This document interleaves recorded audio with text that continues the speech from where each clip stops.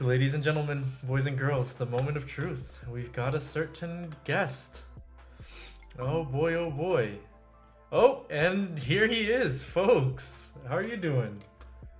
Hey, Wait, Yannis, how you doing? I'm doing very well. Let me just 1 second lower the music because Wait, just as so I'm clear, your name is Yannis, right? it's you know what? At this point in time, I'm confused because I've traveled a lot and everybody's got their own pronunciation, but it's Yanis. Originally Yanis. Yanis. Okay. Yes. All And right, you yours got is it. Thomas, correct? Just making Yeah, sure I just don't Thomas. just Yeah, Thomas. very simple name. Man, I have to admit, I feel like I have a little bit of stage fright, so please forgive me in advance if I start stuttering or it's Dude, I'm impressive just a normal person. Don't worry about it that at all. that's something a celebrity would say. You Nah, know? in video game land there are no celebrities, so Yeah, we're that's good. that's the sad truth. But I think that's kind of changing in this day and age, you know? We got names that are starting to be recognized like Bobby Kotick. Maybe not for the right reasons, but you know, we're getting there. But Yeah, man, I don't know if that's a good thing that will change. I like the way it is right now. Yeah. yeah, I think yeah, stardom is kind of scary in our industry. But so I gotta ask, man, how did you get here? I guess this is the biggest question. But how did we get to where we are Wait, today? Dennis, are we already starting? Like, are we recording or? Yeah. Well, we're sorry. I wanted to make sure it is live streamed for the Twitch community. Remember for Perfect. the indie games Twitch community. I Okay. thought I mentioned it. I if it's but if you want, we just ask questions and everything, and it's mostly about No, perfectly fine. yeah. I just wanted to know if this is like a personal conversation or if we're already like live and people are Yeah, sorry, chatting. sorry, sorry. I was already live. I started a few minutes beforehand just to make sure everything was working, and of course it All right. wasn't. So, is that a pipe? Man, you really are a Yes. wizard, man. You really. Yeah. Now I understand how you got all of that inspiration and all of that talent. I'm not gonna ask what's in the pipe, but maybe. But that's awesome, man. I'm very happy to be here, and I'm very a little nervous, but I'm excited, and I think a lot of our community is very excited to have somebody like you be willing to take the time to ask Sure. answer our questions and everything. So, and as a matter of fact, I just wanted to give you a quick thank you from our composer for my game. His name's Gavin Glover, and he told me to tell Mhm. you specifically that Ori and the Blind Forest was one of the biggest influences in his own composition career. So, just wanted to tip his That's hat to you. always the greatest compliment, right? Like because you give it to further generations, right? Like Yeah, I very much was inspired back then by games like Warcraft 3 and so on, right? And seeing yeah, those cinematics back then and was like, oh my God, imagine I could yeah, do something yeah, like that at some point, right? yeah, yeah, And yeah, so yeah. nowadays, like I'm hearing more and more often that people get inspired by Ori to join the industry and so on, right? And that's really nice. Like That's that's perfect. that's I mean for you, I can't imagine just knowing that you've had such an impact on somebody's life that they've implemented your art into their own growth, and I think that must be very humbling. I don't know, but I hope one day I'm gonna get to that level as well. So that's and I think that's all of our goal in our community as well. You know. So It is really nice, right? It's really nice if people then say, "Oh my God, your game inspired me to go into video games or something." That's yeah, the highest man. compliment that you could get, right? Because That's- that's you really made a difference in somebody's life then. Exactly. Well, let me just ask you, how did you end up starting your own game? Did you like tell us a little bit about your Mhm. how you started? How did you get into the games industry? Because we all have different backgrounds, and I'm very curious about yours. I was born on January 8th, 1984. Okay, and you were already um, inspired then. First word Ori. um, well, so I'll give you the short version of it, right? Okay. Um, so basically, I was always the kid who drew in class, right? Who didn't listen to Mm-hmm. anything that was being said, right? And just drew and drew and drew. Ultimately, I ended up in art school, where I studied traditional sculpture. So that's what I Oh. did for a while, right? Like I was a sculptor. And back then, like I hit a really nice time frame with that, right? Because back then, I remember my first year in art school was when ZBrush 2.5, I think, came out. Oh wow. And then they quickly released ZBrush 3. And then it was like, oh my God, you can digitally sculpt on a computer. That's the fucking coolest thing I've ever seen. All you need is a Wacom tablet, and you don't have to deal with any of the shit anymore that comes with Yeah. real sculptures, right? And you can just do it on a computer. And Mhm. so that was hugely inspiring, right? Like I did all of my work actually from that point on a computer. And that went on for a while, right? And I just basically built myself a portfolio. Okay. And then I had this one day where I was sitting on my kitchen table with my brother, with Gerald, Mhm. and I got a call from Disney and I got a call from Blizzard, and they both wanted me to come to California to work with them, Wait, basically, at right? the same day? At the same day. Oh, And because whoa. they saw my online portfolio, right? And were like, hey, that kid can sculpt, like, let's get Man. him in. Oh. Um, Dude, how was your so heart at that moment? Did you not? I feel like I would have had a yeah, it's one of those hypertension. days where it's like, I can't believe it. That's fucking crazy, right? Yeah. Especially because I did a little bit of freelancing before that, right? And Okay. freelancing is just, Yeah. I have a job right now, then I don't have a job for another 4 months, right? And then I have 3 jobs Yep. at the Yep. Yep. same Yep. time, and it's just fucking crazy. Um, but I ultimately decided, because of Warcraft and all of those things, right? Like Blizzard back then was just the bomb, right? Like Yeah. they Yeah. just Yeah. announced Diablo 3 back then and so on, and it was just, oh my So God, this Blizzard, was right? Like after StarCraft 2, right? no, this was before. Before This StarCraft was 2. before StarCraft 2. Yeah, they just, like, I was working actually. I came to Blizzard to work on Okay. StarCraft 2 to finish all of that up with them, right? I worked in the cinematics department there for a while. But the interesting thing was, so in order for Blizzard to actually bring me over, I had to get an O1 visa. That's one of those really complicated visas, right? That you have to Yeah. get for, that need special stuff for that. And during that time, I started teaching myself how to program, because I was always interested in Mm. that. And you had suddenly engines appear like Unity and so on, right? And I always thought, man, it would be the coolest thing to just be able to sit down and make a game. And a lot of people don't remember that, right? But indie games really weren't a thing until the late 2000s, right? Yeah. So Braid, I think, 2007, was the 8, first one I 9. remember. Right. There were indie games on PC before, right? There was Hmm. Cave Story and there was a bunch of stuff, but it was never really commercially like super successful, right? Yeah. But then the Xbox 360 came out with XBLA, and Yeah. suddenly like these games came out, right? Braid and Yeah. Castle Crashers and Super Meat Boy and Yeah. Yeah. Limbo and all of the stuff, and I was just Oh, Limbo. over the That moon, was a right? Like game that was changer. just, this is so fucking cool that you could make a game in your bedroom, right? While you have your pajamas on, and Yep. you could release it on a console. Are you kidding Yeah. me? So while I was at Blizzard, I was already pretty crazy back then, right? So my Blizzard schedule basically looked at, like, I had to be in the office at 9 a.m. I left the office usually at about 10 p.m. Hmm. and then I worked till about 4 a.m. on my own Jeez. projects. So every day I got like 4 to 5 hours of sleep, and You're an like that efficient was sleeper. basically it.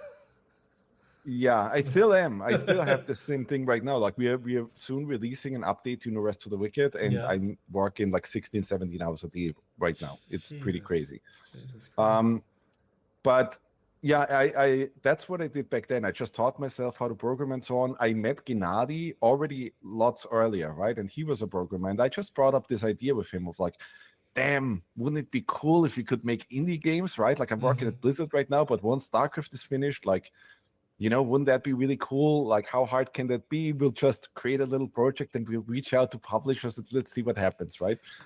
And So, Ori was your first attempt at indie games? so Ori started as a project that I named Sign, that means to be in German, right? And I always back then even wanted to kind of like create a 2D side-scrolling game that is a little bit different, right? Okay.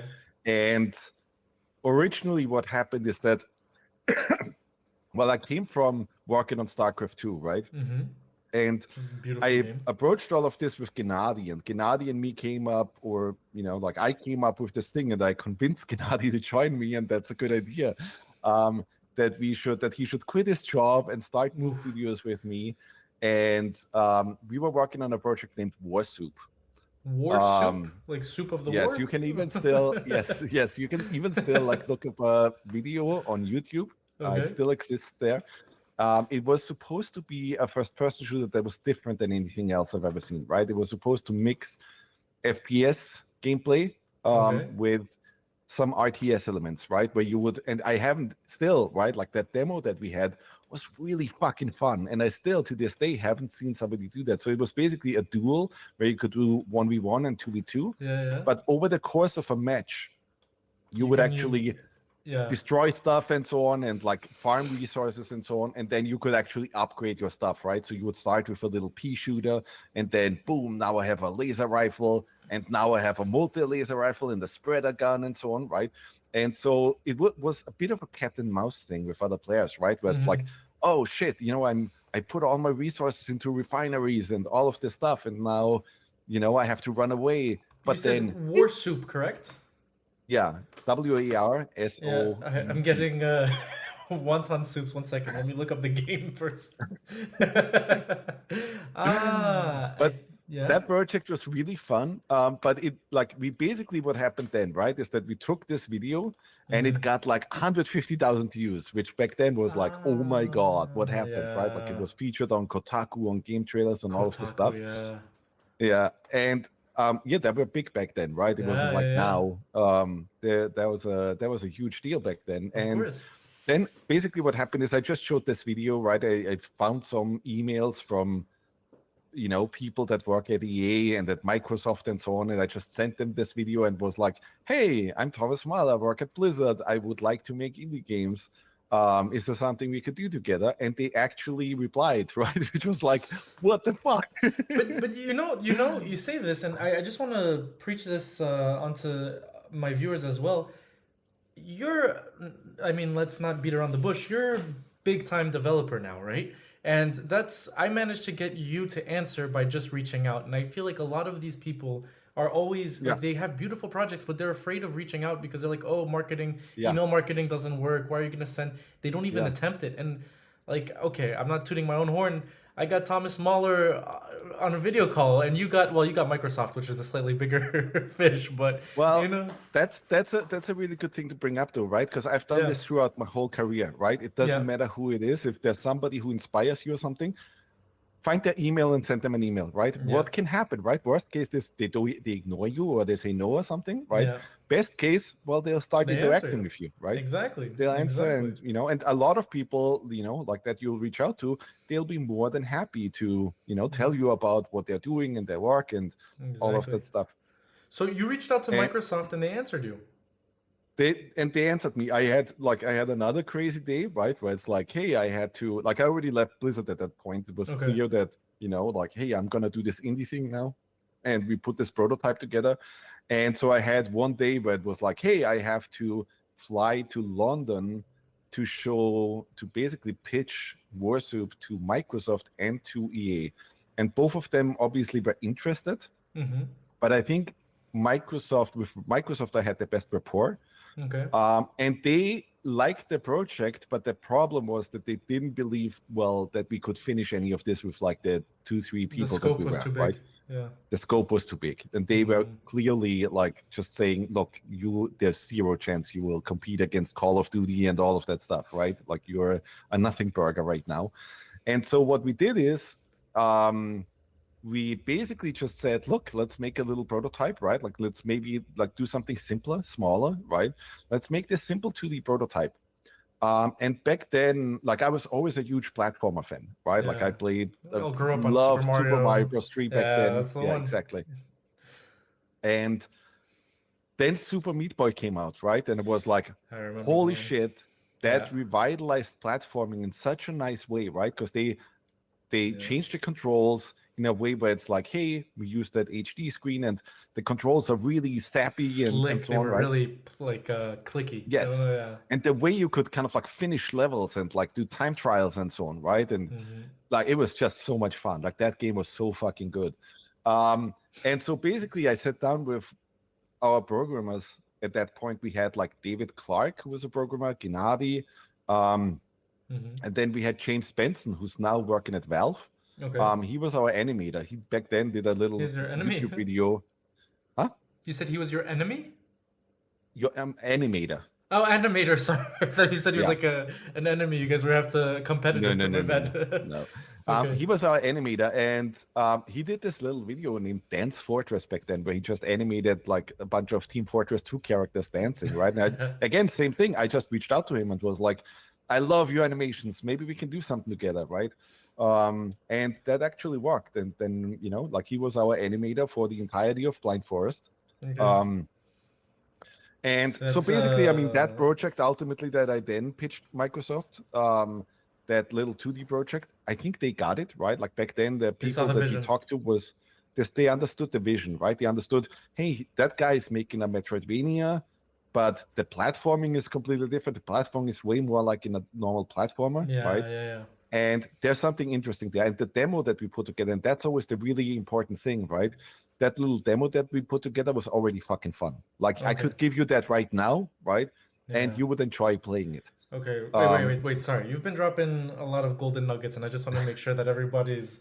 This guys, listen. The most important thing that he's really brought up is having, and I think this is one of the things we should appreciate from Microsoft is their ability to tell you, hey, guys, you're not going to be able to do this with your own experience. Take a step back and focus on your scope, because I think a lot of us, mhm, especially in the indie games industry, and especially because with the new engines that are super powerful, let you have access mhm. to a lot of tools. We all, a lot, you know how many posts we see on the groups that are saying, "Hey, I'd like to make GTA 7, Yes. except it takes place in Brazil." It's like, I'd like to make a new MMORPG. yeah. Do you Yes. remember? I don't know if you ever saw the realistic dragon MMORPG on Reddit. Yeah. Yeah, it's like these people have these ideas of But that games. happens to Yannis, that happens to all of us, right? Yeah. Like I remember Tyler, for example, who was working with me at Blizzard. He was the guy who modeled Arthas for Oh the Wrath wow. of the Lich King cinematics and so on, right? Um, That's fucking awesome that you got to meet somebody like he also that. got into indie game dev, right? He made a game called Wreck and Ruin. Wreck and Afterward, ruin. yeah, it wasn't a huge success, but he made that because he was I was fucking around with him back then, right? And we were like, oh my god, imagine you would make something like A Link to the Past, right? And would release it today. And um yeah, he made that, right? And like the Okay, it's like um rack and ruin, like kind of like Diablo 4, or what kind of game yeah, is it? it's a kind of like a 2D kind of like Link to the Past inspired thing with like Okay, puzzles in it and so on. But it was his first actual game, right? He was always okay. just an incredible artist. And so yeah, He bit off more than he could chew. it's incredible. It's incredible, right? Kind of like how this happens to all of us, right? Like even like I was working at Blizzard, right? I was already doing stuff. He was doing his thing, right? And it just became this clear, dude, if I'd want to finish this project by myself, right? It takes fucking years. If I just do the really simple math of like how many enemies do I need, how many animations, how many backgrounds, how Yeah. many assets, I have to do the sound effects, I have to do all of that. If you're solo dev, fuck, like you're extremely limited in terms of what you can actually do, right? Hey, And that's a nice that's quote. that's If you're a solo interesting, right? dev, Because fuck. if you look at Stardew Valley or any of these projects that have become really successful, right? Or I talked to Andrew Schudice, who made Tunic back then, Yeah. and I talked to him while I was developing Ori and the Blind Forest, and then he released Tunic when I think we already had shipped Will of the Wisps at that point, right? And Okay. we're well into No Rest for the Wicked already. It always, like with all of these huge successes, right, with indie games, a lot of times if you then ask, yeah, but how long did it take, right? And people will tell you, yeah, I spent the last 8-9 years on it, right? Yeah. Because it's Yeah. fucking crazy. It's like it's a ton of work to get a game done. It's really hard, and it's way harder on top, right? If you just make it by yourself, if you are Yeah. solo dev. And on top of that, it's also just much harder to output the same amount of quality in every single facet Mm-hmm. of your game. If you only have so much jam to put on your toast, and the bigger the Yep. toast, you're gonna get fucked. That's something that I had to It's also learn. impossible to be Yeah, perfect in everything, right? I always love at Moon when people wear multiple hats, right? yeah, When we have a designer who's also a good programmer or that kind of thing, right? hmm But it's impossible that you're just perfect in every single discipline, right? Yeah. Yeah. And then the other thing that you like, I always like every year, basically, I write my team a little thank you message, right, for Christmas and so on. Mm-hmm. And every year I ended with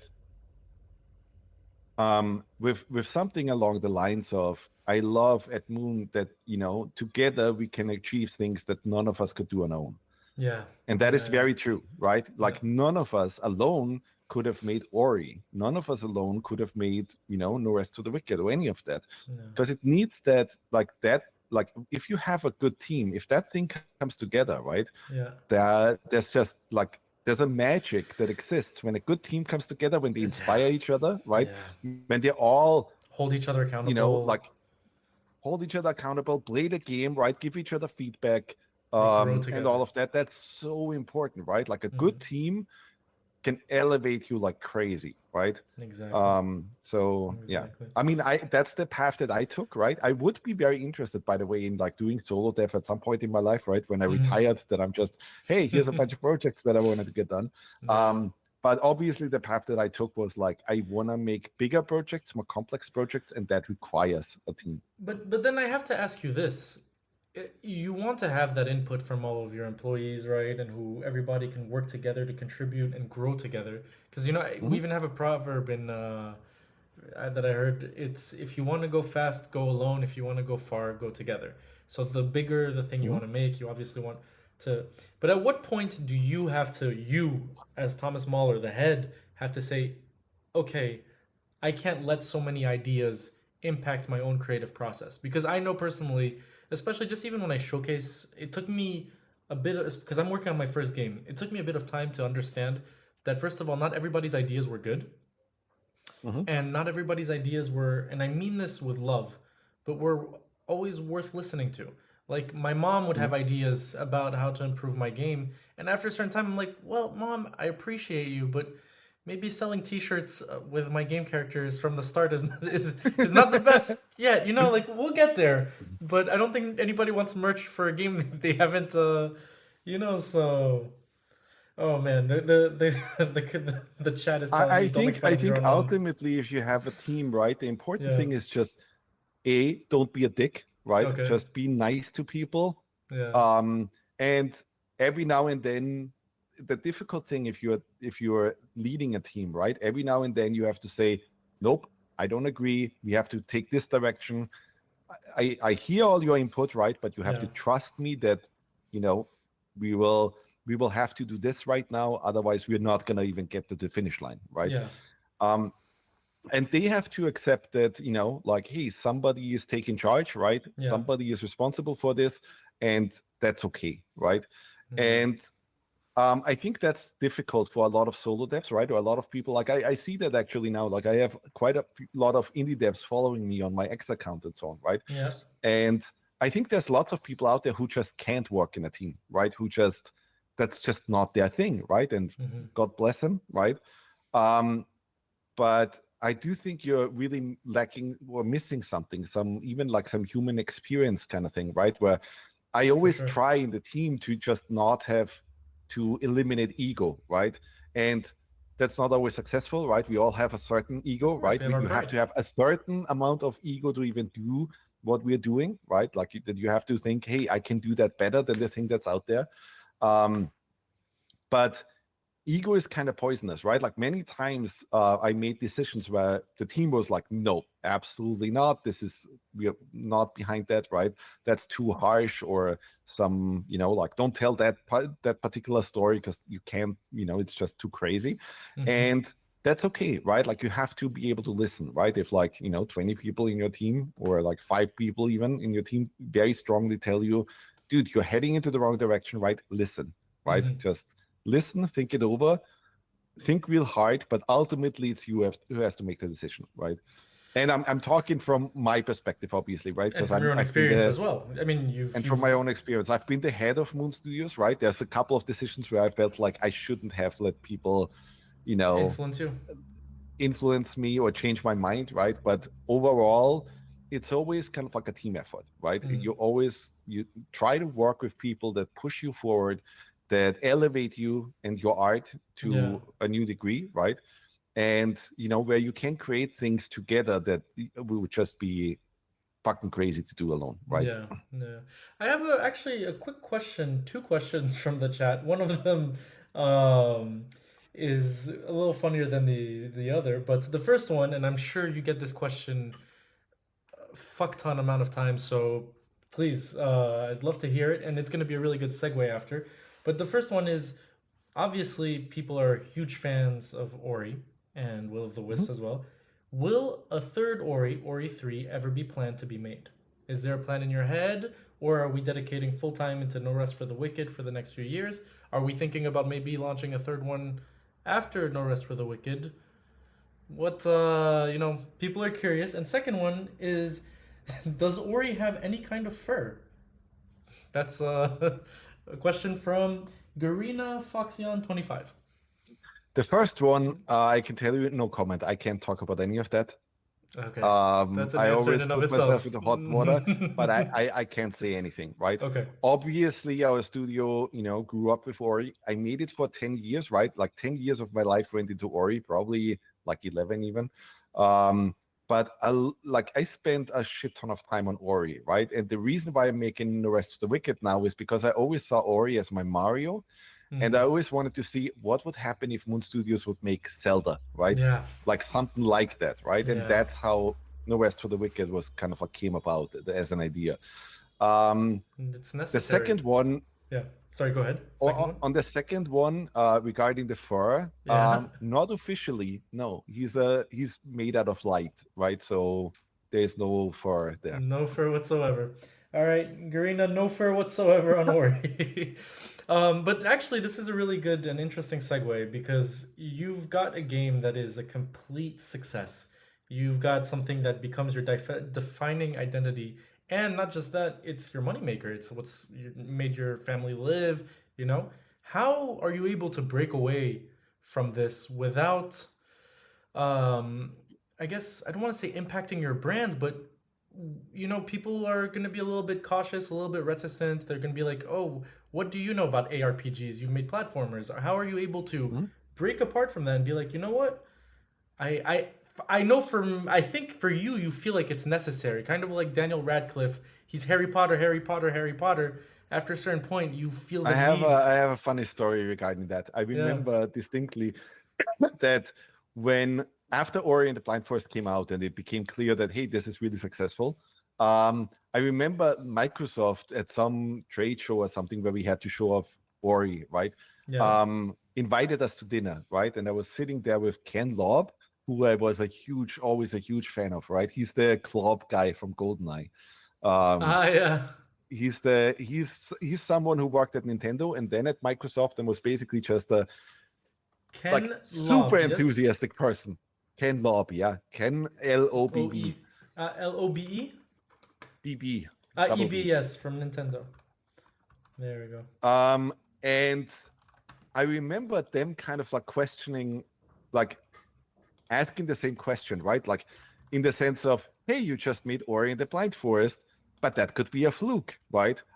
We don't know if you can do it again, right? That like I was always the kind of person where if somebody tells me, oh, you can't do that, right? You gotta I'm do like, fuck it, I'm gonna do it. it. I'm gonna prove you all wrong, right? Yeah, for Um, sure.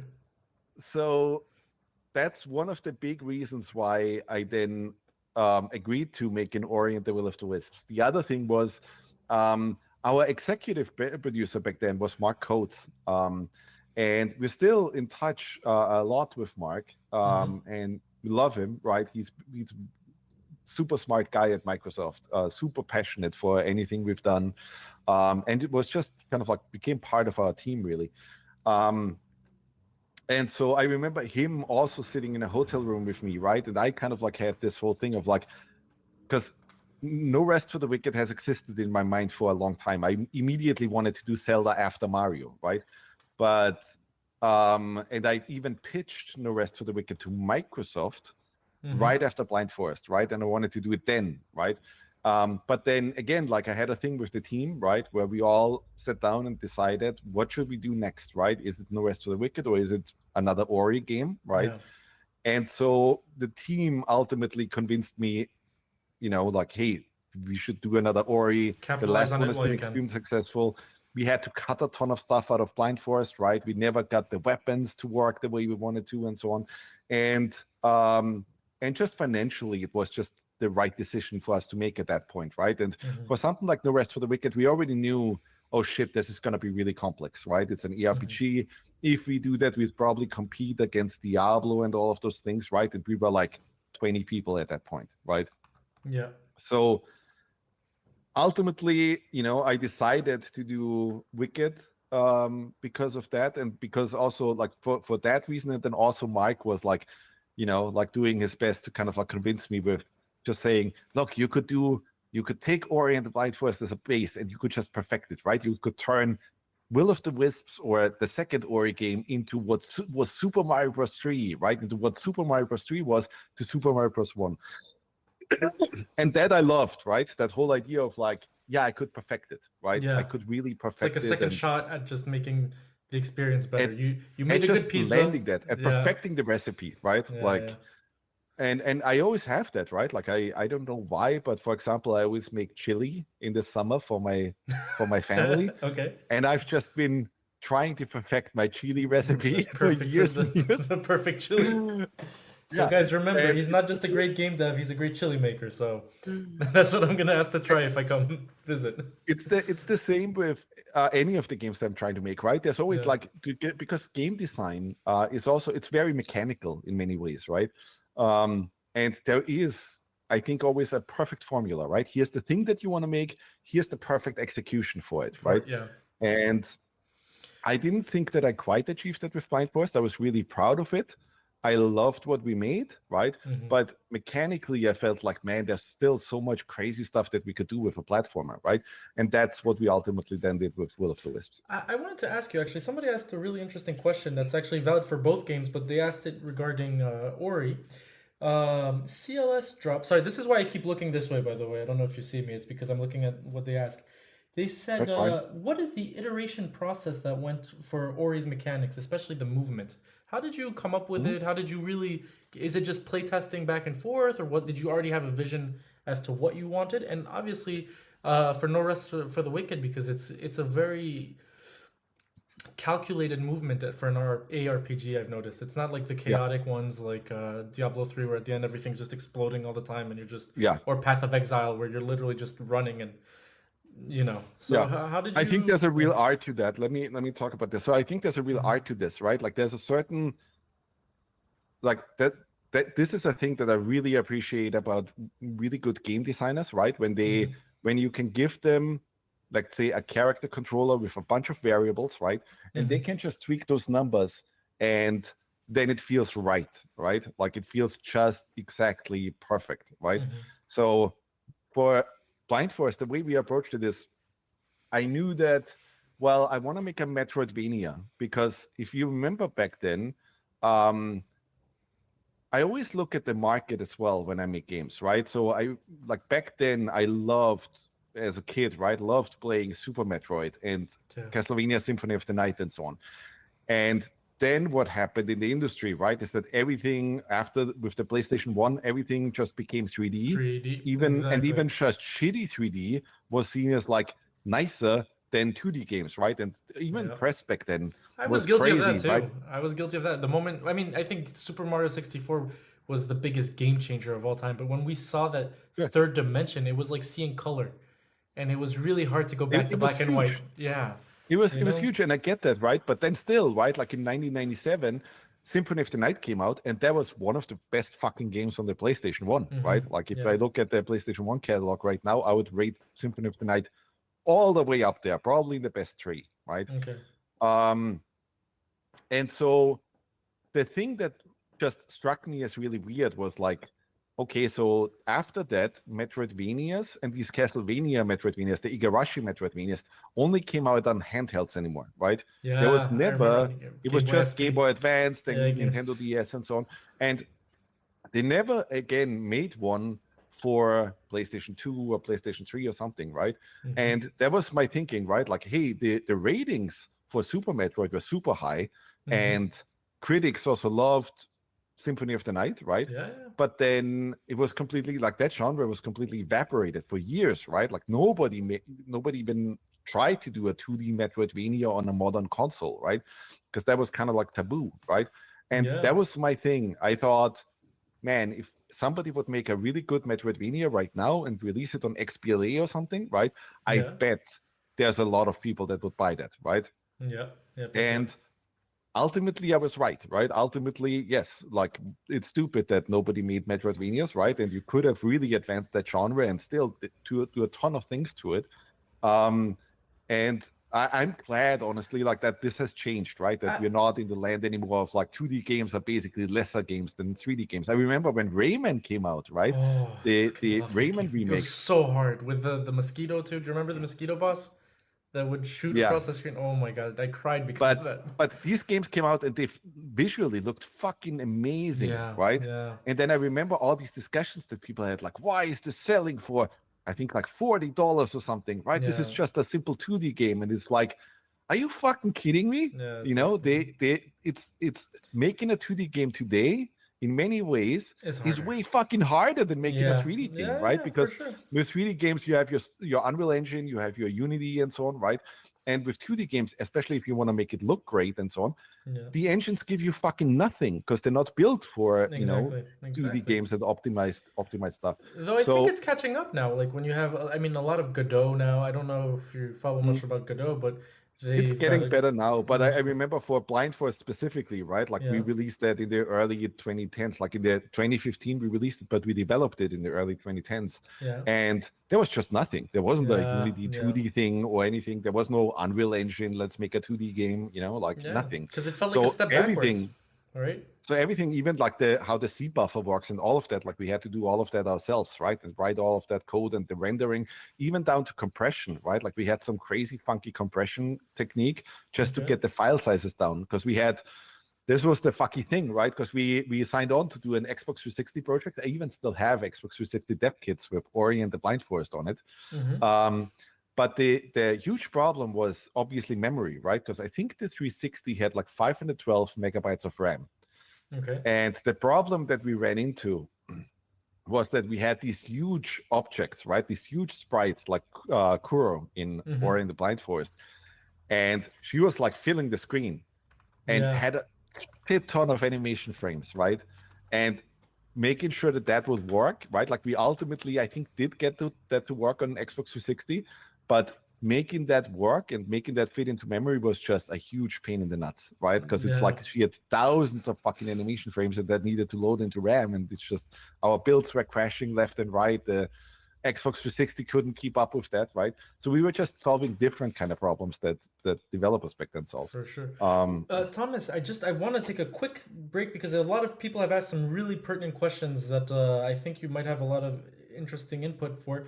And also, our mutual connection, Jason De La Roca, I'm not sure if you know from LinkedIn, he actually mhm, echoed exactly what you said about you realized that there was like a gap in the market for something that mhm, you really loved. And then you worked your game backwards from that. A lot of yes, game devs today kind of try to mimic what's already out there, and yeah. sometimes they need to figure out that actually do something that you notice is missing and Yeah. potentially work your way from that backwards. Now we actually got. I'd I'll like give to. you a good one, by the way. Yeah, This one is please. for free, right? Oh, Let me free let me info let me advice, just say guys. Get something ready. real quick. Yeah, please. So let me say something real quick. So recently I've been thinking about this, right? Like Mm-hmm. so for quite some time in the 90s, even in the early 2000s and so on, these and there is some stuff now, but that wasn't for some time, right? So these builder games like SimCity and so on were huge, right? Yeah, I Like just remember. huge, sold millions and millions of copies, right? Nowadays, you Mm-hmm. don't really have that, right? There was City Skylines a couple of years Yep. ago, right? Yep, I remember. But I like that is clearly, I think, a genre where you could do so much, Mm-hmm. where you could do a shit ton, and where you know, Modernize it. because this used to sell millions of copies in the past, right? Yeah. That this would still, I think, if you make a really good one, a good version of that, right? I'm sure that would still sell like crazy. I still like one of my favorite games ever was SimCity on the Super Nintendo. Yeah. The way they did the graphics and like put some charm into that and so on, right? Yeah. Like that was so well done. And there aren't games like that out there, right? It's There's some true. indie projects that do a little bit of building, right? But not like the full Roller thing. Coaster Tycoon, kind of. There's the new one. I don't know what it was called. Another roller coaster game. But yeah, you're absolutely right, and that's why when you see a game like Inzoi, I don't know if you know it. It's I supposed to be a didn't. competitor No. to Sims that just came out from a Korean studio, has been blowing up, even Yes. if it's Yeah. completely not Well, entirely there you go, finished. right? I It's think that's because a yeah. really good way to approach things Hmm. because then it's like you already know, hey, this kind of genre or this kind of thing used to work extremely well in the past and has a lot of fans, but then it's the market isn't serving those fans at all right now, right? Yeah. And then boom, like the same thing I would say is true for Pal World, right? Hmm. Like Yeah. Yeah. people love Pokemon. There's nothing on any of these platforms, right? Yeah. So boom, there you Let's go. add some guns and we're good. Yes. Actually, Amic31, I don't know if you're still here, Amic, but asked an interesting question, and I think it's going to be a good. What were the main top level market avenues that made a big difference for you and Ori? And I'm assuming it's a little different for you since you worked with Microsoft. And second of all, this is a. I'm attaching the two questions together, but Lightbulb Wait, 27. let's stick with the first one for a second Okay. because I don't know exactly what that means. What does he mean with like top market avenues? Basically, what platforms, what strategies, what did you use that had the best return for you in terms of marketing? Was it, for example, I think the way he's asking it means in particular, was it Facebook, Instagram? Like he's looking for that type of answer, but I think the real more valuable question would be for you guys, what was the game changer in terms of marketing? And So yeah, I'm like we never really like had the fortune to do much marketing, right? Because like we worked with Microsoft and it was very clear what's important to Microsoft is Halo, Gears, and Forza, right? yeah, And if you approach them with like, hey, spend a whole bunch of marketing dollars on this tiny indie game, it's just, dude, you're not even. It's yeah. Okay. doesn't even matter. So there wasn't really any marketing on Ori. So it was very clear that shit, we need to make a really good game. Otherwise, we're screwed, right? So Mm-hmm. I always approach it from that angle of just, hey, our products just have to speak for themselves, have to be really good. I think the thing that helped us, obviously, to put us on the map was we, like Microsoft did put us into the into their E3 presentation. And that was obviously huge, right? Because That's yeah. everybody saw Ori at that point. Um, and then we just kind of like, after Ori and the Blind Forest came out and made a name for itself, I think then, like it was already Word of easier for mouth us, and right? Because people reputation. knew Moon Studios, they knew Ori, they were already excited for like, hey, what are you guys doing next? And so on, that kind of thing. Well, this is actually a good. Maybe you kind of already answered it, but somebody asked. Lightbulb278 says, "No rest for the wicked already has 12." Jesus Christ, good for you, congratulations! But 27,000 reviews on Steam. What is the Mm. key to successful early access, and how nervous are you for full release? Though I believe it's been full release. Now there's the updates coming out, right? Yeah, so let's talk about early access for a second, right? Because early Yeah. access wasn't planned initially, right? We just wanted to get the game done, right? But over the course of development, it was just, oh my God, this fucking game is so complex, right? And we have this one shot of making kind of like my dream project, right? Because like the way Wicked started was like me basically, it's a similar thing again, right? Like I played Diablo 2 in the early 2000s, right? And was like so excited about, man, this game is fucking fantastic. The Imagine the cinematics. kind of ARPGs we would play 5 to 10 years from now, right? And that regressed, right? Like when Diablo 3 came out, and then, like all these other ARPGs came out. First of all, the thing I didn't like is that everybody just copied Diablo to the T, right? Like if you looked at those ARPGs that came out, they were basically Diablo, right? Hmm. Like just with a different skin put on top, right? Any Titan Quest and any of this stuff, Path it's of basically the Exile. exact it's basically the exact same thing. Path of Exile started as like, hey, here's Chris Wilson being a fan of Diablo 2. He just wants to make his own Diablo 2, right? Yeah. Um, and so that I didn't love, right? Because I always thought you have to take that next step forward, right? Like as much as I loved Diablo 2, um, well, there's, you could refine all of these components quite a lot, right? Like you could make the combat way better because this point and click combat still the thing that gets people excited, right? Especially back then, hey, you had games like Dark Souls and Monster Hunter come out, right? Which had much more direct controls and so on. And it was just very clear to me that, hey, this point and click thing, right, where I point to the screen and then my character walks over and does a hit, right, Yeah. might not be the best thing anymore, just because A little David Brevik outdated. did this. Like, yeah, it's outdated to me, right? Like, because he did it right in the 90s doesn't mean, hey, you should still keep doing that, right? And that's what frustrates me a lot of times about developers, right? That they, yeah, just basically mimic or almost rip off the thing that is already successful, right? And then the problem, and you saw that when World of Warcraft came out, right? The problem with this approach is, well, the game that is already out there that is doing really well probably will also get some updates and some sequels, and it will get better and better and better. Meanwhile, you're plucking Doing a away right knockoff. on your first version, on your knockoff that tries to mimic what the first version of that thing did, right?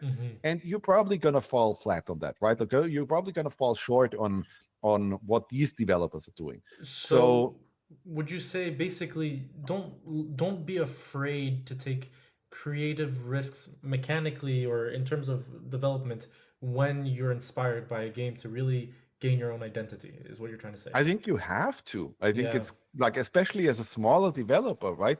That's your bread and butter. That's what you can do. That's what um, makes you special compared to AAA studios, right? Because AAA can't take any risks, right? Yeah. Because Yeah, there's yeah, like yeah. millions and millions and millions of dollars, right? Nowadays, you have like projects that cost 100, $200 million, right? Like Concord. And those investors will very much tell you, oh, hey, creative guy, fuck you. I just want the thing that is exactly what the last thing was, because I know that sells. I don't need your creative shit that could potentially completely blow up, right? Yeah. And as a smaller dev, you like the strength that you have is that you say, hey, I'm gonna take risks, fuck it, because maybe I'll hit gold with this, right? Maybe I'll Yeah. strike a nerve. And if you don't do that, then yeah, you're gonna mimic a thing that's already out there, and good luck, making everything better than that project that already exists, that That from a already bigger some team is studio working as on. well most of the time. From a bigger Yes. and actually a lot of studios are cannibalizing themselves with this issue, like Assassin's Creed and Ubisoft, creating Yeah. iteration after iteration with less and less risk, and ultimately Yeah. everybody's like, well, this is just the previous game and not even better. Might as well just play the Do you previous version. remember, Yanis, how Yeah. old are you actually? I am 32. I'm already feeling my back is 32. aching from So sitting you down. don't remember that. I'm about 10 years older than you. Oh wow. I'm Okay. 41 now. So I remember when in the NES days, right, Okay. when Mega Man came out, right, and it's Yeah. like, hey, Mega Man 2 came out and that's just still great, right? But then Mega Man 3 came out, and then 4, and then 5, and then 6. And it was always the same fucking thing, right? Yeah. And that used to be a negative, right? And that used to be like, even the press called it out. It's like, what the fuck? This is the same Even at the fucking game time, all over again. they had the same issues back then. Um, Especially press back then called it out as like, this is not innovative, right? Like, this is Okay. what the fuck, like you look at something like Super Mario Bros. 1 going to Super Mario Bros. 3, changing everything, making the whole game completely Yeah. different and better, right? And then Mega Man 3, I don't even think it's better than Mega Man 2, right? And then Mega Man 4, it's definitely not better than Mega Man 2, and so on, right? So um so this used to be an issue, right? And then games kind of like just became this whole, I often call AAA studios just factories, right? Because that's literally what they are. Because you have hundreds of people working on this stuff. Nobody really matters all that much ultimately, right? Because people get replaced all the time, and who cares? Yeah.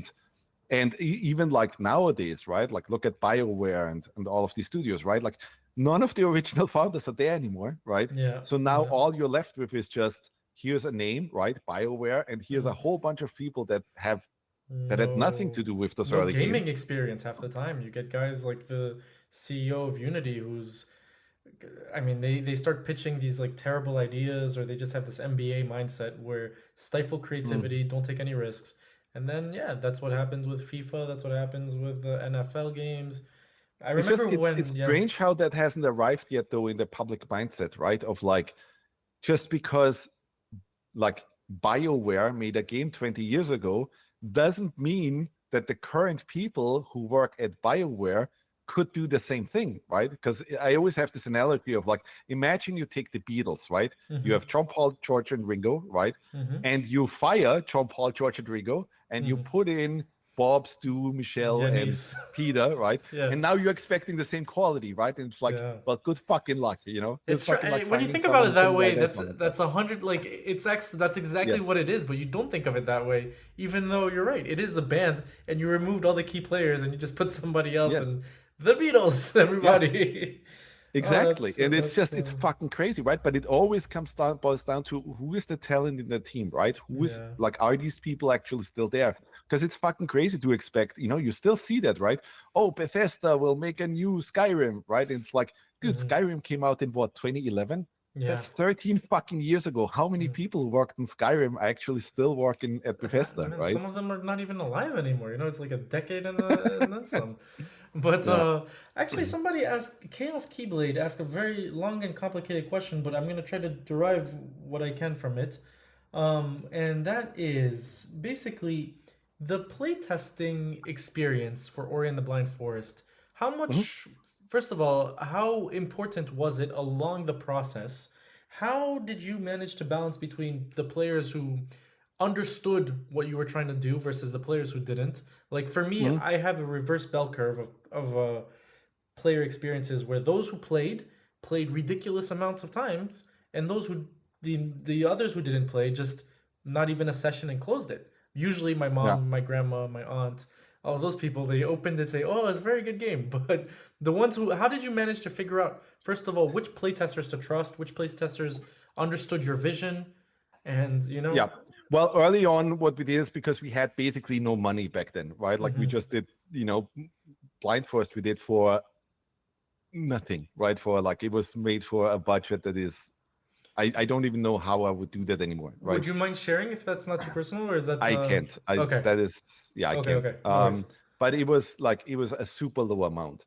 Okay. Um, and we did the obvious thing, right? Like I just had, hey, let's call in friends and family and so on, and they should just play the game, right? And like we just watch them playing, right? And we just sit there with our notebooks and like write up everything that isn't fun or isn't good or where they get confused and so on. Hmm. And the problem that always happens, and this is what every indie developer has, right? Is that, well, at some point they all know the game already, right? And they all have been through those issues and now they know how to solve a certain puzzle, for example. Yeah. So now you can't really test them anymore, right? Because they already know the solution. Um, so that's where we got lucky with like, hey, we signed that deal with Microsoft, so they allowed us to do some of the user research, right? So they had a user research lab where they would just invite random people, and you could actually link into that, right? Like watch a live stream basically of just random ass people playing Ori, right? Hmm. An early version of it, and you could just watch and like constantly like just fix stuff and so on.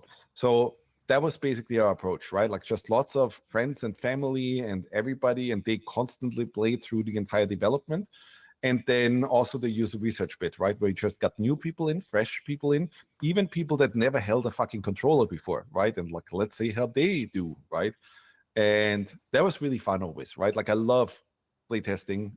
That is super important all the time, right? Like you need to Hmm. playtest the shit out of your games. Even at Moon, right? Like we have this whole thing where it's like everybody in the studio needs to playtest, like at least like a couple of hours a week, because So you got ultimately, your actual team members playtest as yes, well?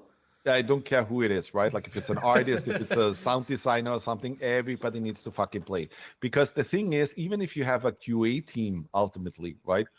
um, well, they will write up a certain type of bugs, right? But then when one of your artists plays, right, they notice very different things, right? They are Yeah, like, oh, but this thing in the that's background true. could look a little bit better, and so on, right? Or when a designer plays, they will hone in on really specific things like, oh, the input lock on this attack could be 4 frames earlier, right?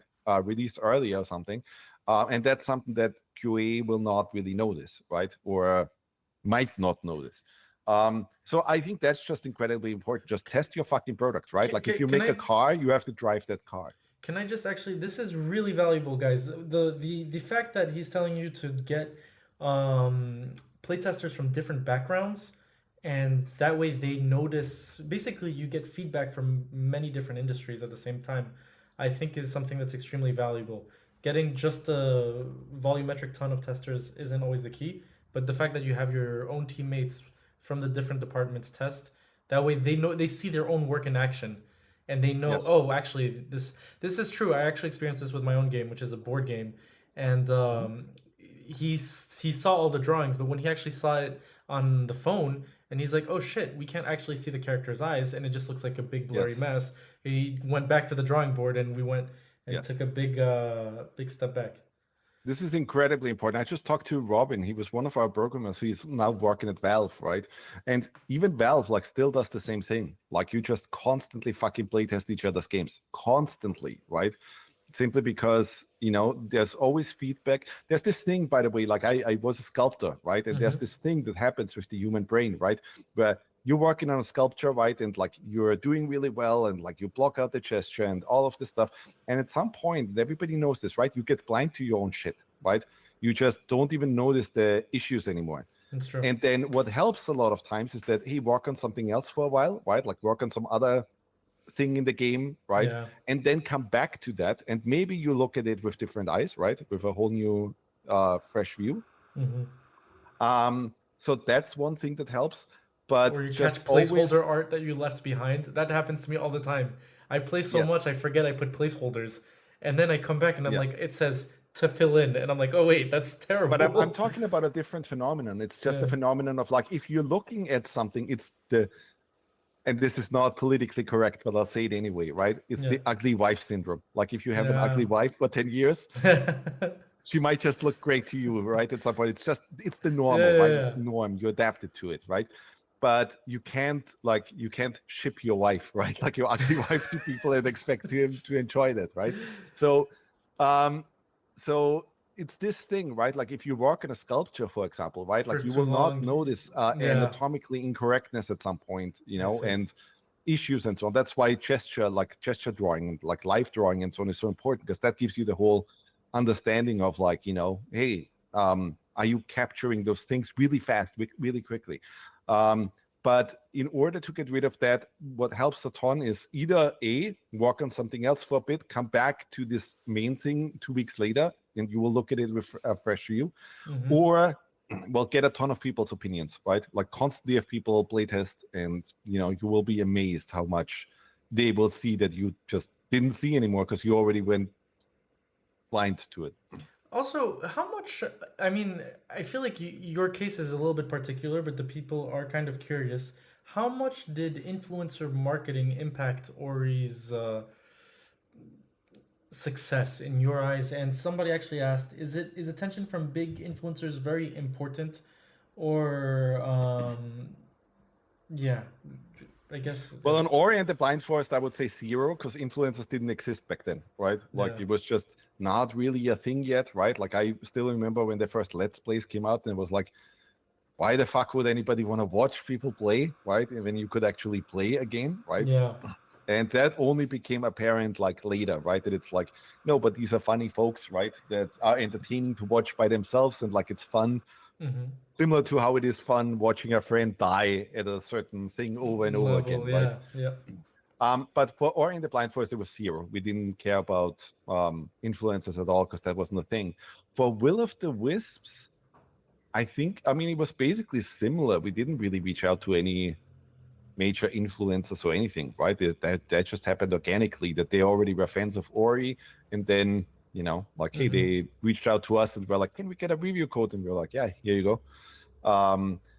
For Wicked, it was different. For Wicked, we reached out. Like I wanted to get the feedback from really hardcore ARPG folks, right? You know, that's how I heard about the game. Is I don't know if you know Force Gaming on YouTube. Yes, Yeah, yes, of that's course. exactly. And Yes, he made me want to get. And I don't have yeah, a PC yet, so I've been wanting to. I yeah, mean, yeah, he convinced me. He put a lot of hours into it, and it looked phenomenal. So right. So yeah. that's what I wanted there, right? I wanted to reach out to because I was watching Mr. Llama SC for some time, like playing Diablo 2, right? So Mm-hmm. I was always like fascinated, man, what if I would give him Wicked, right? What would he say, right? Same with Riker. I was always watching his videos on like Diablo 3 and all of this stuff, right? Mm-hmm. And so I just reached out, right? Same thing as what we discussed at the start, right? I was literally just sending a mail like, hey, I'm Thomas. I made these Ori games. I'm currently working on an ARPG. Are you interested in, like trying it? Can I Or ask which platforms you reach out on? Do you go directly through like YouTube or email? Do you prefer I just LinkedIn? usually try to contact them directly, right? Like just through email or X or whatever platform I find that makes sense, right? Where I feel like there's a good chance that they could see my message. Okay, yeah. I mean, but also you have I mean, in your particular case, and you have the pedigree, Yeah. you have the background that kind of helps. You're like, I think hey, everybody can have the pedigree, because what happens a lot, and you see this right now, right, with social media and so on, all you really need is a really cool little demo that shows what your game is, right? Like I see so many times, right, that some game blows up simply because there was recently this game where it's like, hey, you look at this Game Boy screen, right? And then you play inside the Game Boy screen, but you're in a 3D world and so on, right? mm-hmm, And that fucking thing blew blew up. up. Everybody looked at it, right? Everybody was talking about it. And then if you claim, hey, I'm the guy who made this thing, boom, Mm, you're a rock star, right? Like you already will attract a lot of people just with that. that's true. So I think that is important, right? If you're an indie dev, nowadays, Mm-hmm. um, just do that, right? Like have a cool video, and brevity is really important with the stuff, right? Like that you really understand, here's what's cool about my game. I distill this down in like a minute or even less, 30 seconds, right? I'll show Yeah, you what's really cool about my game.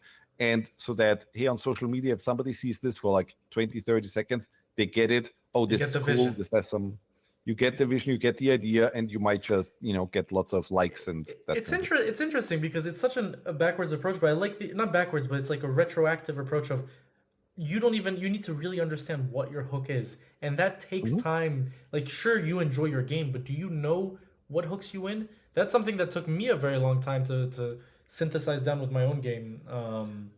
So also quick, yeah, I just had an interesting interview a couple weeks ago with Thomas Brush, okay, where he discussed this whole thing about hooks, right? And I was like, because I had this thing with Microsoft where they were pestering me for years on like, we don't know what Ori's hook is, right? And I'm like, I don't fucking know either. I'm just yeah, trying to make a really good game here.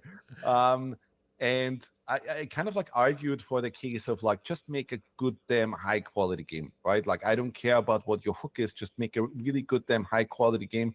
I think people are too focused right now on just, I need this one thing that sets my game apart, right? But hmm, I think there's this really like different case to make of like, study Super Mario Bros. 3, right? What was the hook of Super Mario Bros. 3? It's another Mario game, right? mm, Because there wasn't this one thing that stood out. It was just every fucking world in this game has completely different mechanics. You have so many different suits. You can play this yeah, game in like so many different ways, right? Tanuki and stuff. Yeah, And that's generally the Miyamoto approach, right? mm, Usually it wasn't about, oh, he has this one thing that the entire game revolves around, right? It's usually like, no, there's so many fucking ideas in this game. Other developers would make 10 games out of that. that's true. I just want to clarify what I mean by hook is, for example, you have your game, but do you know why it's fun? I think a lot of developers sometimes kind of get Mhm. distanced from that, and like what makes Ori so fun? Is it the crispiness? Is it the fact that it's the way that the art works together with the music and the visuals? I think I think the understanding, first thing, obviously, that people look at when they look at Ori is the visuals look good, yeah, right? they're Like it looks phenomenal. attractive. Yeah, But then the other thing is just the controls are fucking fun, right? Like I yeah, spent a year or so, a year and a half. Like I gave David Clark back then, our programmer, the hardest time, right? Because I was like, he was programming up the character controller, and I was like, please expose every single variable, right? Everything. And like I think our character control for Ori had like whatever, hundreds of variables, right? For every single, jeez, here's this acceleration for when you run, here's this acceleration for when you jump, here's this, here's that, blah, blah, blah, right? And I just sat there and tweaked this for so long until I felt like everything needs to be fucking fun. If I have a blockout yeah, level, yeah, and there's no art to it and nothing, right? I need to be able to sit people down, and they need to go into this trance state of just, oh, they keep playing it, hmm, even if they're already over time, right?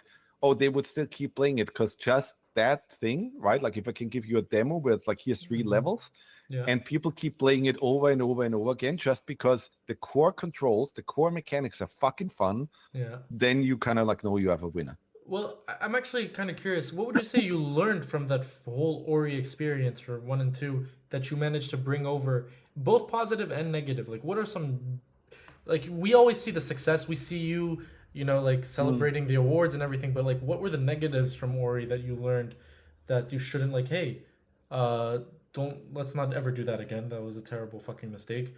What should we do or this worked really well, you know? Well, personally, I'm always a huge fan of just make sure, and this is very global, right? But make sure the game is fucking fun. Just the base mechanics, right? Just the base core mechanics. There's a really good video from one of those indie developers about like choosing up your game, right? I think it was from I don't remember. Choosing up your game, you said? Flambert, right? Like one of the Flambert developers. Yeah, choosing up, like choose, like juice, like you know. yeah. Yes. Yeah. So, and he showed like, hey, here's a simple 2D platformer, right, where you shoot a gun, and it's just the most basic shit, right? Like it moves a sprite about, right? Yeah. And then he shows how to make a game fun, right?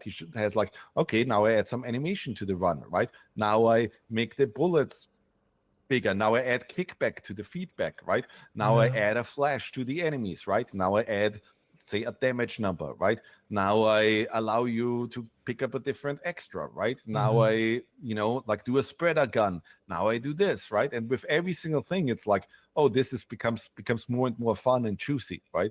And I think that's a lot of times people don't get that, right? Like how much work it is just to make sure that every hit and every action in a game has to be satisfying. And that isn't just for action games, right? That's not just like if I'd make a SimCity kind of thing, right? You would have to make sure that if I click something and that thing gets created, right, that there's a juicy, nice animation to it, right? Then it just feels satisfying. Who did you say it was? Because they're asking in the chat. Just want to make sure. From Flambert, that little indie team that did like, Juice It or Lose It, Martin Jonassen and Petri. Yes, exactly. That's the one. Yeah, Okay. that video is gold, I think, for a lot of people, right? They just need to understand. That's one of the things that we've had to learn as well, just especially with all the new technologies like haptic feedback and stuff like this. It really elevates the experience, and it'll keep people on longer.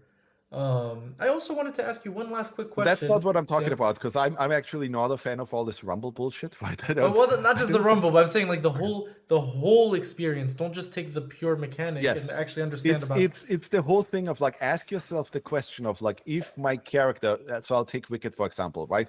If my character's weapon hits an enemy, what are all the things that have to happen for that to feel satisfying, right? Same thing with like if you take a platformer, right? If I press the jump button, what are all the things that need to happen for that jump to feel satisfying? What about the acceleration, right? Like how long do I stay in the air? What about like how long do I have to hold the button? Does that change? Nintendo games are very, very, very good, I've noticed. At that whole juicing feedback, especially Mario. I've always Nintendo always developed it in the same way, right? There was this whole interview I read back then about, I think it was from Gunpei Yokoi and Miyamoto, where they basically said the same thing, right? That whenever they make a game, and back then they talked about 2D Mario games, right? That the last thing they care about is what Mario looks like or any of this shit, right? It just starts as a rectangle, right? Like here's a character sprite that's just represented as a rectangle. And then the thing is, can you make it fun to just move that fucking rectangle through a very simple level, right? Yeah, yep. Is that fun? And unless you have that, right, you've got nothing, right? Because it's just, hey, if you add your art, that's not going to make it better. That's going to make it prettier. Kirby is the perfect example. What is Kirby other than a pink circle that's bouncing up and down? And yet, the feel of it, the and the moving and the doop doop doop, it just feels good. And all this stuff, right? Like when you like the way you jump, the way when you hit enemies, how satisfying that is, and so on, right? It's the same exact thing. And yeah, Nintendo is good at that. I think generally Japanese developers, when it comes to this stuff, especially the AAA space, are way better at that stuff than attention to detail. than Western developers are.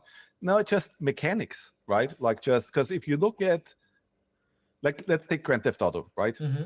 I would make the case that Grand Theft Auto's gunplay is fucking bullshit. It's not good. It's not super satisfying, right? I Yeah. think on the Western developers have figured out how to make first-person shooters fun, right? Mm-hmm. But if you look at the Japanese ones, right, like the way they deal with mechanics and so on, I would bet that like you could just take a look at God of War, right? Mm-hmm. Let's take a look at the last God of Wars and let's compare that mechanically to Dark Souls. Dark Souls, mechanically, if you really understand how that game is set up, sits all over God of War, right? Like it's just not even a comparison. You see, I have trouble with Dark Souls, but for example, even I find Japanese games to be a little bit too not snappy, but unrealistic in terms of weight and physics, Mhm. which I feel like removes the immersion. Whereas I feel like Western audience or Western developers, when you take games like Uncharted, when you take games Mhm. like God of War, it feels like your character is much more present in the game and doesn't feel like it's.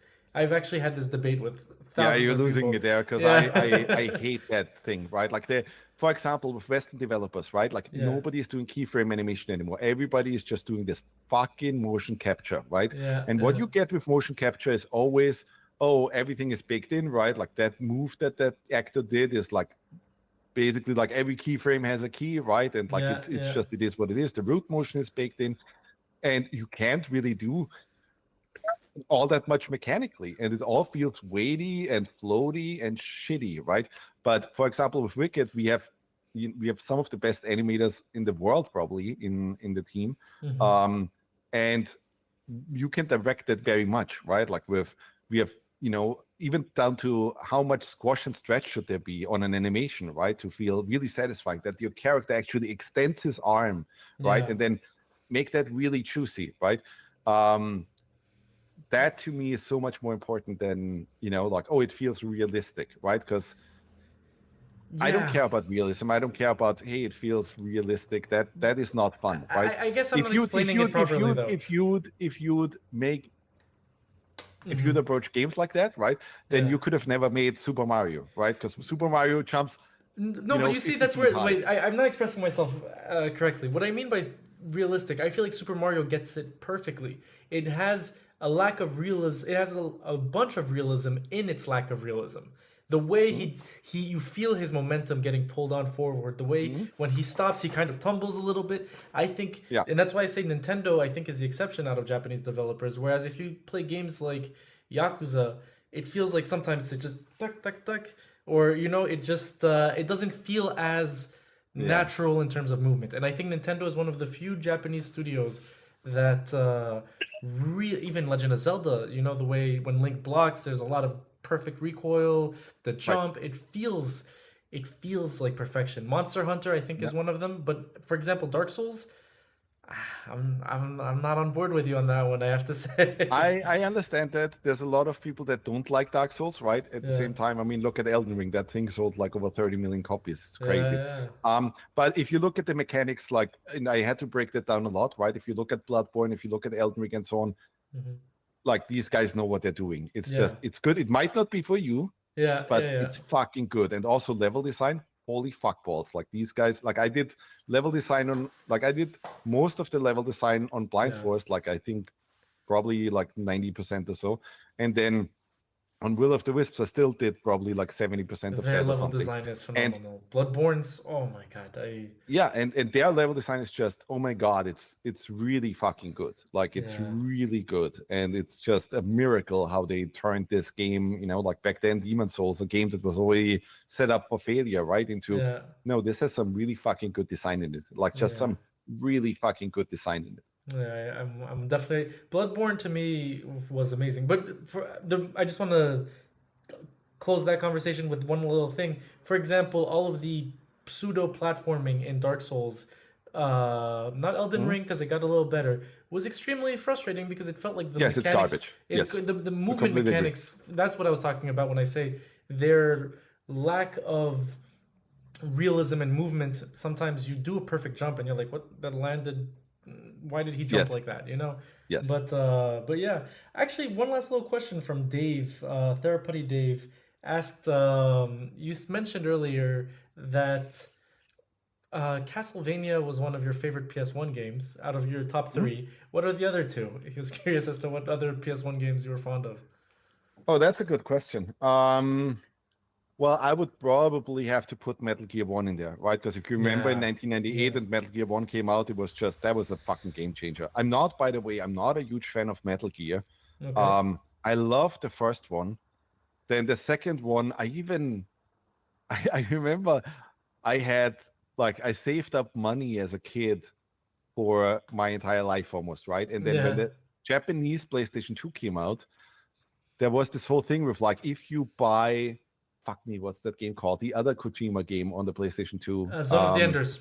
Zone of Is the Enders. If you buy yeah, Zone of the Enders, there's a demo in it with Metal Gear 2. yeah, And I spent all the fucking money that I ever had in my yeah. life, right, on importing a Japanese PlayStation 2 with Zone of Enders, just so I could play the Metal Gear 2 demo, and that was great because that was the With tanker Raiden, bit, right? right? That was the one with Raiden with the sword. No. That was the one with Snake, With right? Snake, Like yeah. that was Okay. just the Snake bit, and then the actual game came out. It was like, what the fuck, like who wants to Yeah, play the oil rig thing?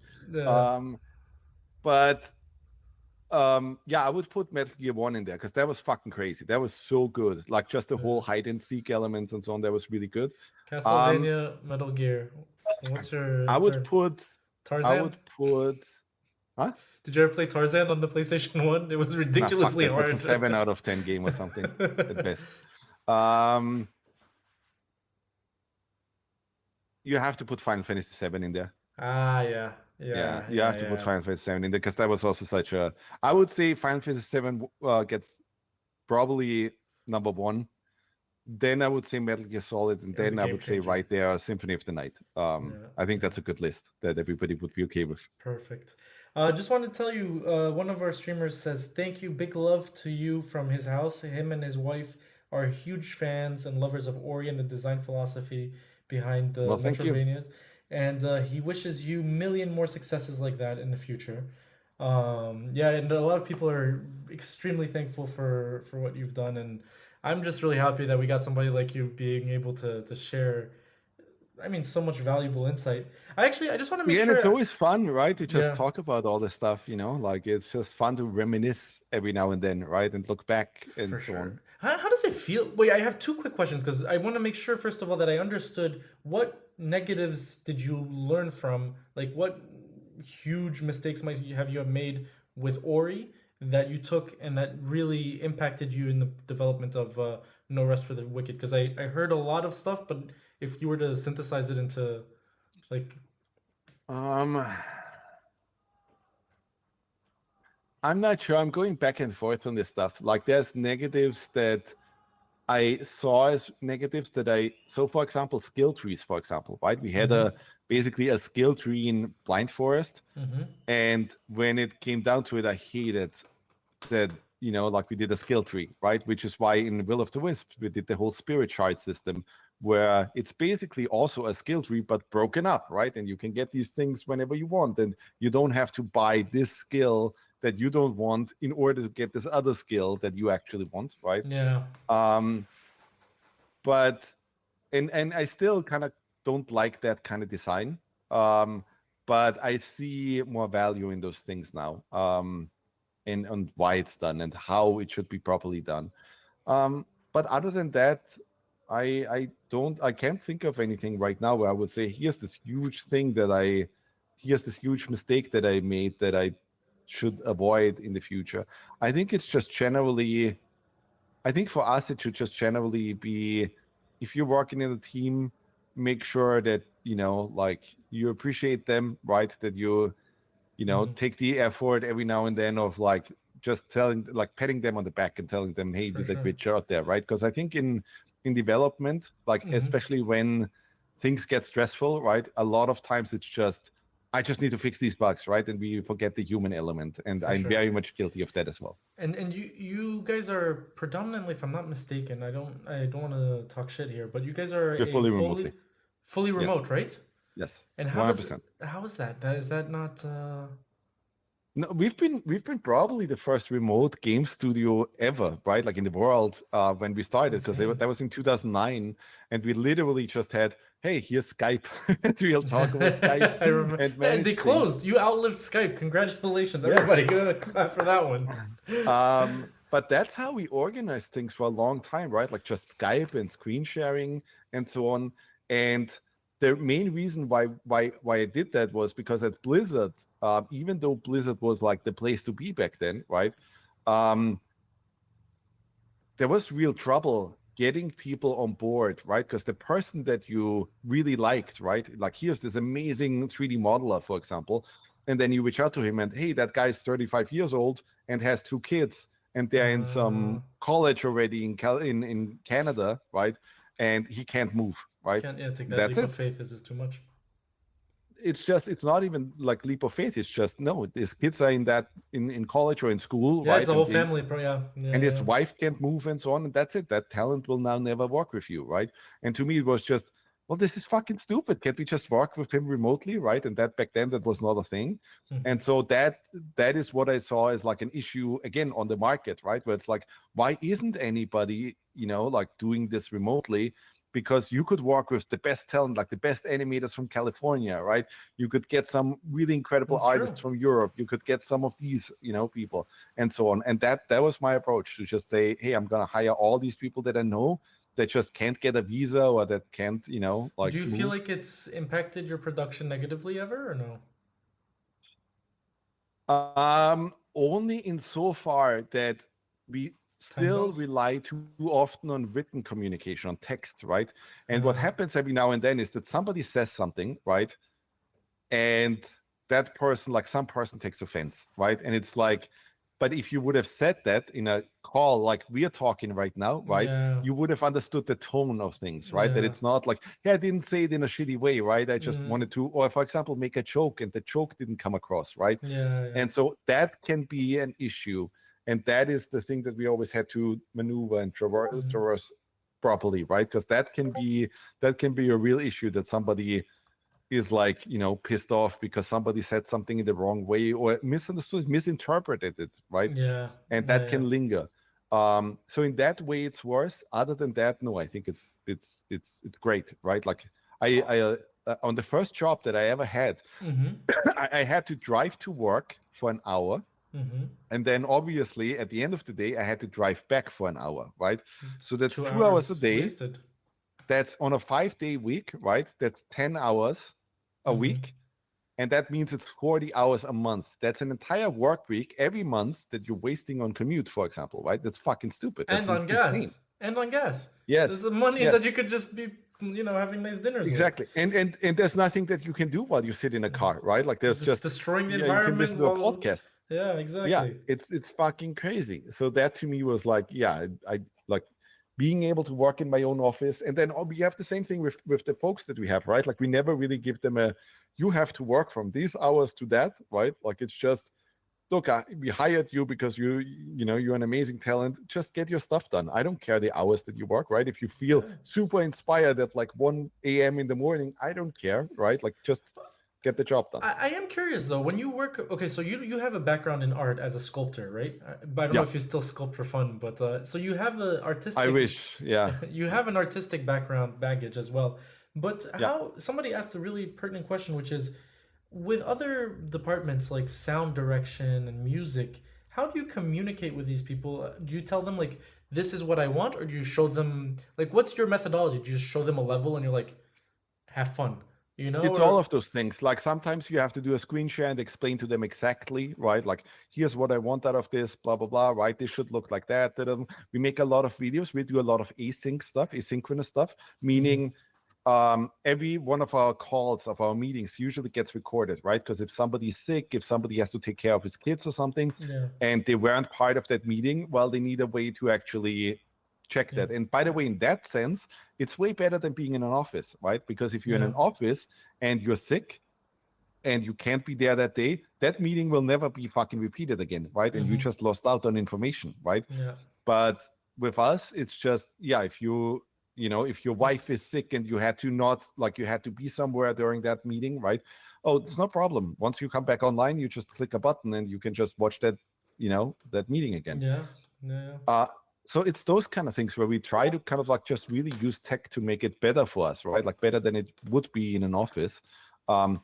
And then, well, the other thing that we are doing is that we do team retreats where we just have, it's luxurious, right? But once a year, we take the entire team and fly them to some hotel or some castle or something, some place that houses 90 people or so. And then obviously, we just discuss everything about the studio. Where are we heading, right? What are we doing right? What are we doing wrong? We discuss about future projects and all of that stuff. And just, get to know each other really well, right? And that's also, I think, really important. Yeah, getting close to the team. Somebody just asked quickly, how did you come up with the name Ori? So my approach back then was the original code name for Ori was Sign. Yes, and I remember you said, yeah. Is it German? And then it's German because I'm Austrian. I speak German, right? And I always thought, hey, that would be a nice evocative name because it means to be. And that made sense for that little forest spirit that has to go on a journey, right? And then we found out when we were trying to trademark the name, because we had to do that through Microsoft and so on, right? That fucking Square Enix copyrighted or put a trademark on almost every fucking German name out there, right? And we were like, all those names are already taken. I'm not surprised, man. Square Enix loves their German. I don't know what it is, but they love their German names. And so we had to change the name. So I basically just switched it, right? Like that light that follows Ori, that then became Sign, and then Ori became Ori, and Ori is just Hebrew for my light. So I just I did this for a lot of things, right? I just was looking for cool words. Kuro means black in Japanese, and Gumo means spider in Japanese, and so on, right? So it's those kind of things. I'm always looking for words that I sound like, cool, right? That have a nice ring to it. Yeah, my game's name is Kumome, and originally it was from Japanese. Kumo, I think, means cloud, and me as in I am a cloud. And I was like, yeah, that sounds so badass. And it kind of stuck. And you know what? In terms of SEO, it really helped because nobody else had it. So I think names are not that important. I remember, right? Like when we originally, when I pitched the whole Ori and the Blind Forest, the name, right? The team hated it and was like, what the fuck is a blind forest that doesn't even make sense and all of that, right? And then so I got wise to that, right? And then an Ori and the Will of the Wisps, I had that name before I even knew what that meant, right? I was just, I like the ring the of Will this. Of the Wisps, it's gonna be named Ori and the Will of the Wisps. And then I made the same mistake again on No Rest for the Wicked. Where we didn't know the name for a long time, right? But internally, I always knew I want to name it No Rest for the Wicked, but the team didn't like it, right? And then it was this whole coming up with 100 names that all fucking suck. Nothing speaks to me. And then ultimately, I was like, no, we're gonna call it No Rest for the Wicked. There's something about it that I like, right? And this is the name now. I think it's fucking badass. Let's go. And then people get used to it, right? Like nowadays. Well, after we shipped Ori and the Will of the Wisps, everybody was like, people find these excuses for like, oh, you guys were so smart that you used the end there convention from Harry Potter, right? Like Harry Potter and there so and so, and I was like, that never even occurred to me. That was never even a consideration. All right. Well, I don't want to take too much of your time. People are asking if you have any favorite Metroidvanias. Yeah, that's. I already mentioned them. Super Metroid and Symphony of the Night. For sure. And people are very surprised as to how you managed to keep a team on track, despite the full remoteness. But you mentioned basically the fact that you have a lot of assets in your favor, such as the meetings being recorded, the fact that you're able to get the best talent worldwide without. Well, we've also done it for 15 years now, so we kind of know how to do work all of that, right? It was funny when COVID happened, right? I got all these emails from all these big companies, right? That all reached out like, what the fuck? We all have to work remotely. We have no idea how it works. And so I got emails from all these AAA studios, right? And we try to help and like give them, Consulting you fee. know, like tell them how we do things.